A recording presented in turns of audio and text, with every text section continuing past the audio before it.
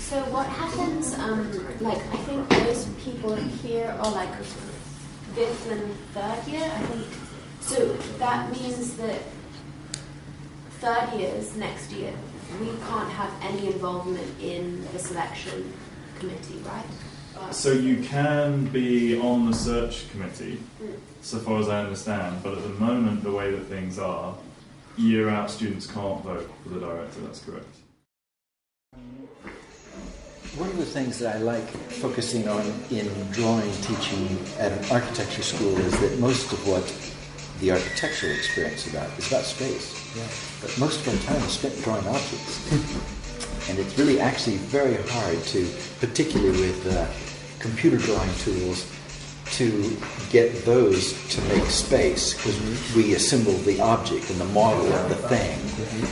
So one of the things we enjoy in my drawing class is somehow trying to draw in a way that facilitates being more aware of spatial relationships between and around objects. I think that's a beautifully drawn object. How does it work in the graduate school then? Well, PhD is different because we're 4 or 5 years here, we're studying as long as you guys. But then the graduate school, that's what I was about to say, this is the trickiest thing. There are people that are going to vote that are never going to see the new director. Right? Yeah. And they should vote, but it's very, very, very tricky. We really have to do that. Graduate school. Graduate school is bigger than the undergrad. This is what I'm trying to say. It's really, it's a different school. No, it just is like getting them on board, getting them to care about the new director is going to be the hardest part, because you're going to get students that are new from like 3 months maybe to vote for directors that they will never see. And so I'm wanting to suggest that as a next fun step, to reconsider exactly the same subject by deciding how you want to frame it and where you want to put the thing in relationship to that frame. Yeah. So in just a quick little conversation there, I immediately moved the frame up next to the object. Was sure to include the plant behind it, so that all of a sudden there's almost like a narrative dialogue between two objects. There begins to be a hint of space around it. And then what she's working on is trying to, the student there, is she's using markers to draw just tone and trying to let go of line entirely. And we've got some beautiful line work here. Send an email being like, okay guys, this is why it's important that you're there on Monday. Like, make sure you're there.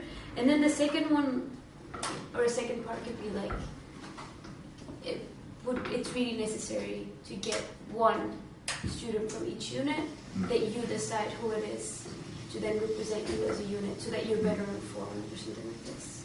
And then on the meeting on Monday, we can again bring it up. Like after he talks, we can again stand up and be like, guys. And with my drawing stage, what we try to do is to think of tone as like another aspect of drawing vocabulary, like adjectives or verbs and nouns. And so we do a lot of practicing of drawing of tone alone. And this is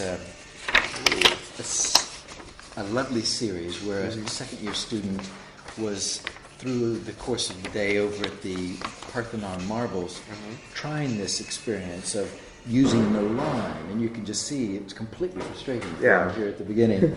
But then over the course of the session, beginning to see almost like drawing with collage, where he would imagine that shape as if to cut it out with paper, and then just kind of move the marker towards the edge. And you can really see him. So anyway, it's a lovely...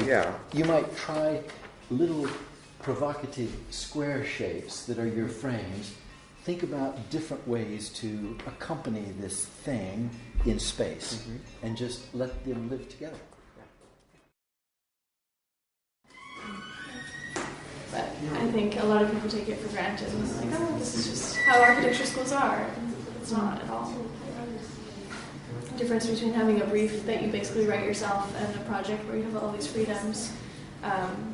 versus everyone making a tower on the same block in the same corner and with even the square feet decided. Like it's a different story here.